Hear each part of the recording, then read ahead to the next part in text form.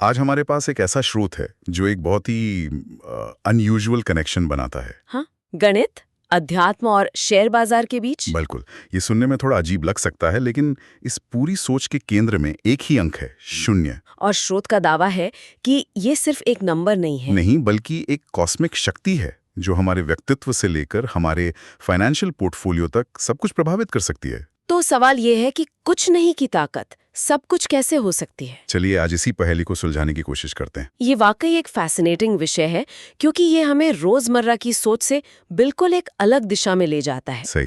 हमारे पास जो स्रोत है वो अंकशास्त्र, दर्शन और वित्तीय रणनीति को मिलाता है।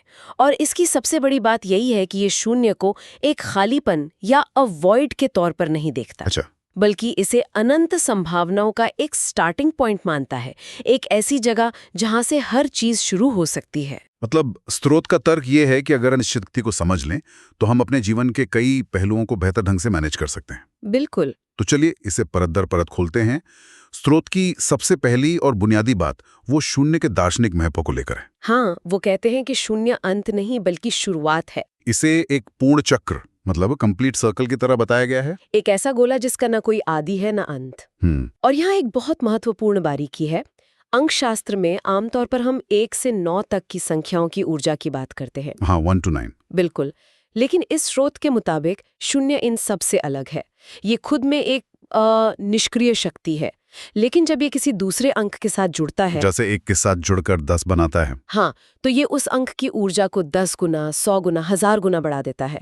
इसे ऐसे समझिए कि एक सिपाही है, लेकिन उसके आगे शून्य लगा दें तो वो 10 सिपाहियों की ताकत बन जाता है। अच्छा, तो शून्य खुद कुछ नहीं है, बस एक शक्ति बढ़ाने वाला कैटलिस्ट है। एग्जैक्टली। इसीलिए शायद स्रोत इसे गॉडफादर या ईश्वर का अंक कहता है।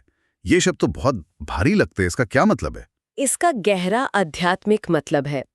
स्रोत का नजरिया ये है कि ब्रह्मांड की उत्पत्ति भी एक महाशून्य से हुई थी। The big void. हाँ, वो कुछ नहीं जिसमें सब कुछ बनने की क्षमता थी। तो जब ये अंक हमारी जन्मतिथि या हमारी जीवन में आता है, तो ये हमें उसी ब्रह्मांडीय ऊर्जा से जोड़ता है। ओके, तो ये हमें याद दिलाता है कि हम एक बड़े चक्र का हिस्सा हैं। बिल्कुल, ये सिर्फ एक संख्या नहीं बल्कि एक मूल ऊर्जा और फंडामेंटल एनर्जी का प्रतीक है। ठीक है, ये तो हुई इसकी फिलॉसफी, लेकिन क्या ये वाकई लोगों पर असर डालती है?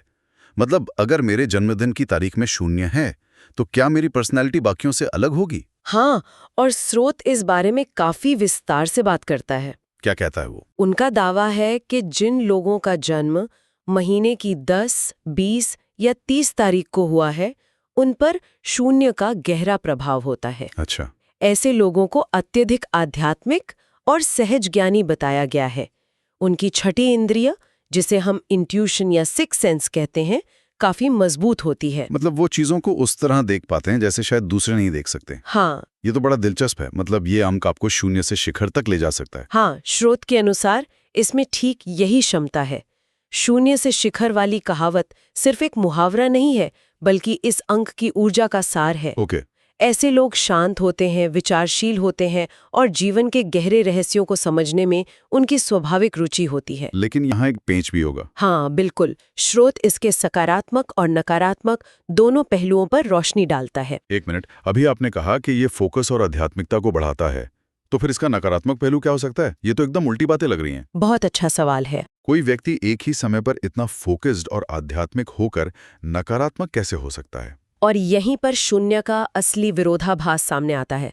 सकारात्मक तौर पर ये एकाग्रता बढ़ाता है, व्यक्ति को अहंकार रहित मतलब ईगोलेस बनाता है और जीवन में एक तरह की पवित्रता लाता है। ठीक है। लेकिन क्योंकि शून्य की अपनी कोई दिशा नहीं होती, वो जिसके साथ जुड़ता है वैसा ही बन जाता है। अच्छा। अगर ये सकारात्मक अंक के साथ है तो परिणाम सकारात्मक होंगे, लेकिन अगर आसपास की ऊर्जा नकारात्मक है तो ये भ्रम, कंफ्यूजन और अकेलेपन की भावना को भी कई गुना बढ़ा सकता है।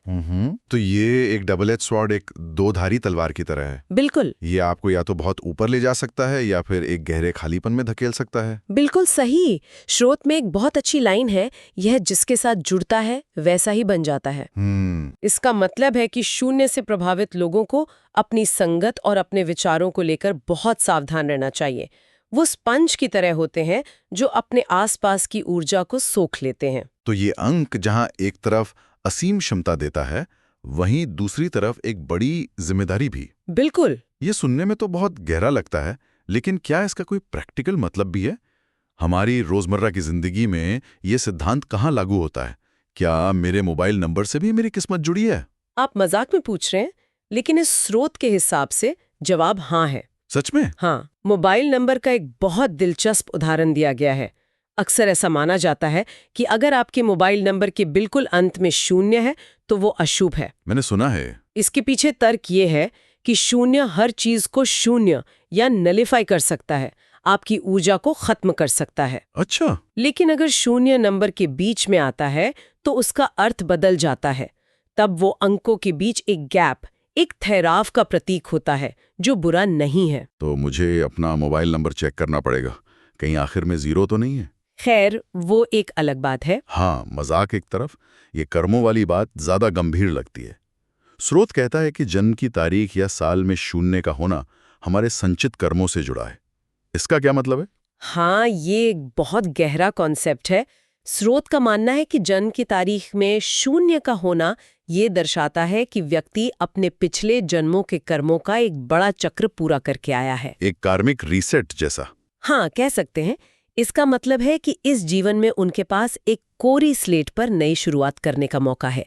लेकिन साथ ही ये भी दिखाता है कि उनके कर्मों का खाता बहुत शक्तिशाली है, जिसे इसी जीवन में संतुलित करना होगा। मतलब ये एक तरह से दिखाता है कि व्यक्ति अपने साथ कितनी कर्म ऊर्जा लेकर आया है। बिल्कुल। तो फिर ये सवाल उठता है कि इस शक्तिशाली दो-धारी ऊर्जा को संतुलित कैसे किया जाए? अगर किसी के जीवन में 0 का प्रभाव बहुत ज्यादा है और वो उसके नकारात्मक पहलू को महसूस कर रहा है, तो क्या स्रोत कोई उपाय सुझाता है? हाँ, बिल्कुल। और उपाय भी बहुत तार्किक है, अगर हम 0 के स्वभाव को समझें। जैसे? सबसे पहला और सबसे जरूरी उपाय है ध्यान, यानी मेडिटेशन। ओके। चूंकि 0 मन को भटका सकता है, ध्यान उसे एकाग्र करने और उस आंतरिक 0 में शांति खोजने में मदद करता है। दूसरा उपाय है सफेद रंग का ज्यादा से ज्यादा इस्तेमाल करना। सफेद रंग क्यों? क्योंकि सफेद रंग शांति और पवित्रता का प्रतीक है और सभी रंगों का स्रोत भी, ठीक 0 की तरह। और चांदी पहनने का भी जिक्र है, उसका क्या लॉजिक है? चांदी को चंद्रमा से जोड़ा जाता है, जो मन का कारक है। 0 क्योंकि मन में भ्रम पैदा कर सकता है, इसीलिए चांदी पहनने से मन को स्थिरता और शीतलता मिलते हैं। और एक सबसे दिलचस्प सलाह दी गई है भगवान शिव की पूजा। भगवान शिव, 0 और शिव में क्या संबंध है? स्रोत का तर्क ये है कि भगवान शिव विनाश और निर्माण दोनों से जुड़े हैं। वो ब्रह्मांड को समाप्त कर एक नई शुरुआत के लिए जगह बनाते हैं। ठीक वैसे ही जैसे 0 एक चक्र को पूरा कर नए की गुंजाइश पैदा करता है। बिल्कुल। शिव को 0 और अनंत दोनों का प्रतीक माना जाता है। वो वैरागी हैं, अहंकार से मुक्त हैं। तो उनकी पूजा करने से व्यक्ति को 0 की ऊर्जा को सकारात्मक दिशा में मोड़ने की प्रेरणा मिलती है। हाँ, ये हमें सिखाता है कि जीवन में सब कुछ अस्थायी है और उस खालीपन को स्वीकार करना ही पूर्णता का मार्ग है। वाह, ये तो आध्यात्म से सीधे शेयर बाजार की दुनिया में ले जाने वाली बात हो गई। चलिए अब उस क्षेत्र में चलते हैं। हाँ, इन सब दार्शनिक बातों का पैसा, निवेश और स्टॉक मार्केट जैसी व्यावहारिक चीजों के लिए क्या मतलब है? यहाँ भी 0 का वही विरोधाभासी रूप है क्या? बिल्कुल। और यहाँ ये बहुत ही ठोस रूप में दिखाई देता है। स्रोत सबसे पहले एक चेतावनी देता है। 10, 20, 100 या 1000 जैसे गोल आंकड़ों, मतलब राउंड फिगर्स पर ट्रेड होने वाले शेयरों को लेकर। हाँ, ये तो मैंने भी सुना है कि ट्रेडर्स इन नंबर्स को लेकर बहुत सतर्क रहते हैं। लेकिन अंकशास्त्र के नजरिए से क्यों? यहाँ दिलचस्प बात यह है कि स्रोत एक अंकशास्त्रीय मान्यता को बाजार के एक जाने माने साइकोलॉजिकल बैरियर से जोड़ रहा है। अच्छा। ट्रेडर्स अक्सर 100 या 1000 जैसे राउंड नंबर्स पर बिकवाली या खरीदारी का दबाव बनाते हैं। ये एक मानसिक स्तर होता है। स्रोत इसे 0 की अस्थिर ऊर्जा का नाम दे रहा है। उसका कहना है कि इन स्तरों पर स्टॉक या तो अचानक रॉकेट बन सकता है या फिर बुरी तरह गिर सकता है। मतलब हीरो या जीरो वाली स्थिति। बिल्कुल। इसलिए सलाह दी जाती है कि ऐसे शेयरों में बहुत सावधानी बरतें, क्योंकि 0 आपकी पूंजी को 0 भी कर सकता है। और लेकिन इसका एक सकारात्मक पहलू भी होगा, जैसा हमने हर जगह देखा। जी। निवेश की तारीखों को लेकर भी कुछ कहा गया है। हाँ, और ये बहुत रोचक है। स्रोत के मुताबिक लंबी अवधि के निवेश के लिए महीने की 10, 20 या 30 तारीख को बहुत शुभ माना जाता है। इसके पीछे क्या तर्क है?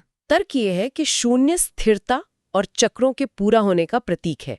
तो इन तारीखों पर किया गया निवेश एक मजबूत नींव रखता है और उसमें कंपाउंडिंग की शक्ति मतलब चक्रवृद्धि की ताकत बेहतर काम करती है। अच्छा, तो ये एक तरह से पूर्णता और स्थायी विकास का संकेत देता है। बिल्कुल।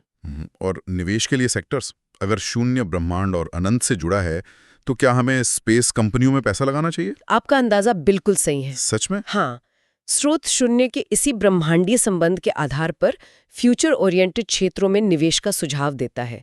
इसमें सबसे पहले है स्पेस और एरोस्पेस, क्योंकि ये सीधे ब्रह्मांड की खोज से जुड़ा है। सही। दूसरा है अनुसंधान और विकास यानी R&D से जुड़ी कंपनियां जो नई चीजों का आविष्कार कर रहे हैं। और तीसरा है सॉफ्टवेयर और AI, क्योंकि ये टेक्नोलॉजी भविष्य की अनंत संभावनाओं के दरवाजे खोलती है।